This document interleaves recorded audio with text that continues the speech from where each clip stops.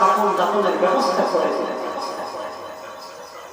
হযরত ফাতেমা রাদিয়াল্লাহু তাআলা আনহা, যিনি জান্নাতের মহিলাদের সরদার, যিনি জান্নাতের যুবকদের সরদারদের মাতা, যিনি নবীদের সরদার, দু জাহানের সরদার, রাহমাতুল লিল আলামিন, সাইয়্যিদুল মুরসালিন মুহাম্মদুর রাসূলুল্লাহ সাল্লাল্লাহু আলাইহি ওয়াসাল্লামের কলিজার টুকরা মেয়ে, তার পর্দার অবস্থা যদি এমন হয়, তিনি যদি এমন ভাবে পর্দা করেন, এই 1500 বছর পূর্বে, এই 1500 বছর পরে এসে আমাদের পর্দার বিধান কেমন শক্ত করে আঁকড়ে ধরতে হবে, একবার চিন্তা করে দেখুন।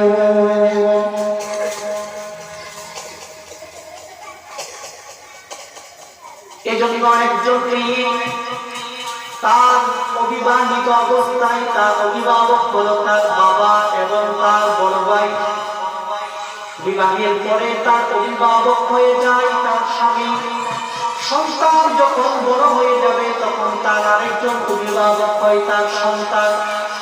একজন মহিলা অভিভাবক প্রথমে বাবা, তারপরে তার বড় ভাই, তারপরে তার স্বামী, তারপরে তার সন্তান। একজন মহিলা যদি জাহান্নামে যায়, ওই মহিলা 4 শ্রেণীর মানুষকে সাথে জাহান্নামে নিয়ে যাবে। ওই মহিলাকে পর্দা না করার কারণে যদি কঠিন শাস্তির সম্মুখীন করা হয়, সে বলবে রব্বানা আতিহিম দি'ফাইনি মিনাল আযাবি ওয়াল'আনহুম লা'নান কাবীরা।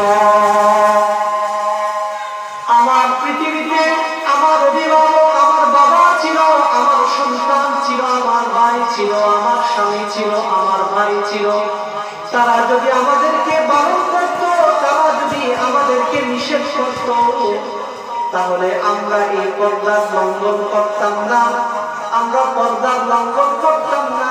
আজকে এই শাস্তি আমাদেরকে একা দিলে চলবে না, এই শাস্তির একাংশ আমার বাবাকেও দিতে হবে, আমার ভাইকে দিতে হবে, আমার স্বামীকেও দিতে হবে, আমার সন্তানদেরকেও দিতে হবে।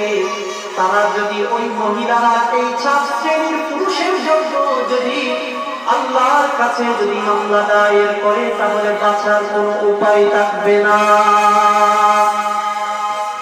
এজন্য সাবধান, সাবধান, পর্দা লঙ্ঘন করা যাবে না, পর্দা লঙ্ঘন করা যাবে না।